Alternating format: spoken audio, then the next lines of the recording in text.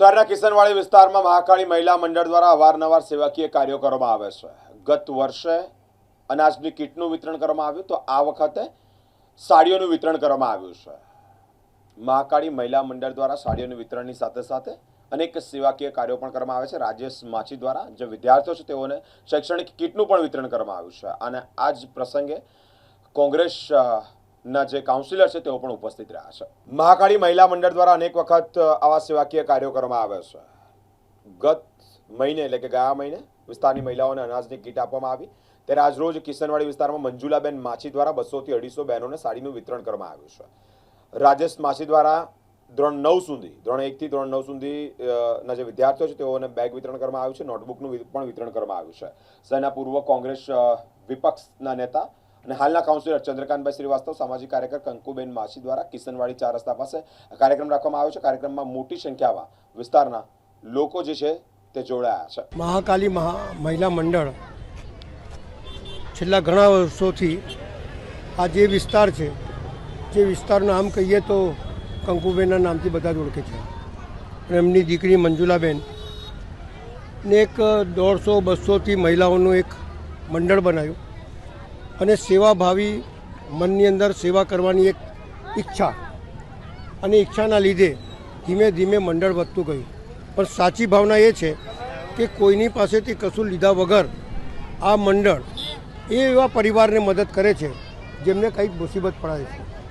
એવા છોકરાઓ આવ્યા છે, એમને કદાચ એમના મા બાપ દફતર બી ના લઈ શકે, એવા લોકો જેમને સાડી ના મળે, એવા ગરીબ પરિવારના લોકોને પાસે બોલાય અને એમને એવું લાગે કે અમારું માન સન્માન થયું છે અને એ પ્રમાણેની બધા વિતરણ કરે છે। દફતરનું વિતરણ કરે, સાડીનું વિતરણ કરે, જમવાનું આપે, ખાવા પીવાનું આપે। એને કહે છે સાચી સેવા ભાવના। એમના માટે કોઈ એડવર્ટાઇઝમેન્ટ નહીં, કોઈ મોટી એ નહીં, કોઈ અપેક્ષા નહીં કે કોઈ અમારો ફોટો પાડે, એ અપેક્ષા નહીં કે અમને આ મળી જશે, પણ અપેક્ષા વગર આમની સેવા લોકોના સુધી પહોંચે એ એમની ભાવના છે અને એ કરી બતાડ્યું છે। એના માટે એમને ખૂબ ખૂબ અભિનંદન અને ખૂબ આવી રીતે પ્રગતિ કરતા રહે અને ભગવાન એમને ખૂબ આપે અને ખૂબ લોકોની સેવા કરતા રહે, એ જ ભાવના સાથે જય હિન્દ, જય ભારત। કિશનવાડી 4 રસ્તા, ગધરા માર્કેટ। મારું નામ કંકુબેન ઉદયસિંહ માછી।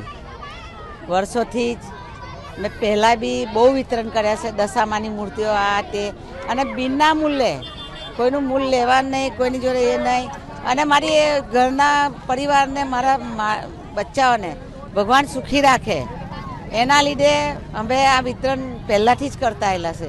અને અત્યારે આ બાળકોને જો અત્યારે આટલી બધી મોંઘવારી થઈ ગઈ તો ના ચોપડા મળે, ના કોઈ એમને દફતર મળે, નાના નાના બાળકો આમ હાથમાં પેલી સ્લેટ લઈને જાય, એટલે આપણાને ઈચ્છા થઈ કે ચલો ભાઈ આજે આપણે આ બાળકોની સ્કૂલો ખુલશે એટલે અમે એને આ ચોપડા વિતરણ કરીએ ને બેગનું વિતરણ કરીએ। અને બહેનો 100 થી 200 બહેનો છે અમારી મહિલા મંડળ, અમારી બેબી છે મંજુલાબેન, એના થ્રુ એમને મહિલા મંડળ કર્યું છે, મહાકાળી યુવક મંડળ, મહાકાળી મહિલા મંડળ। એટલે અમે એમને બી અમે સપોર્ટ આપીશું। હા, સહકાર અમારો પૂરો રહેશે એમની પાછળ। તો આ લોકોને જ્યારે બી કંઈ તકલીફ મુસીબત થશે ને ત્યારે અમે આગળ નીકળીશું અને એના માટે અમે જે બી અમારાથી બનશે એ અમે મદદ કરીશું।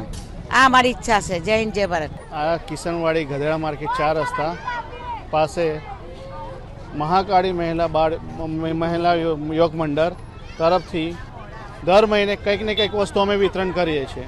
ગયા મહિને કીટ વિતરણ કરેલું, આ મહિને અમે સાડી વિતરણ છે, પ્લસ 1 થી 9 ધોરણના છોકરાઓ જે એમને દફતર અને નોટબુક વિતરણ કરીએ છીએ। અને આ જ રીતે અમે કંઈક ને કંઈક આવતા સમયમાં બી જે રીતે અમને મળશે એ રીતે અમે આ રીતે વિતરણ કરીશું। ને અમે હજુ બી અમુક લેડીઝોને કહીએ છીએ કે અમારી જોડે જોડાવો, એમાં કોઈ રજિસ્ટ્રેશન નહીં, કંઈ કશું જ નથી, કોઈ ફીસ નથી, કશું જ નહીં, બસ ખાલી તમારે શનિવાર આવવાનું છે અને હાજરી ભરાવવાની છે દર શનિવાર। ગયા મહિને પણ કાર્યક્રમ રાખવામાં કયો કાર્યક્રમ?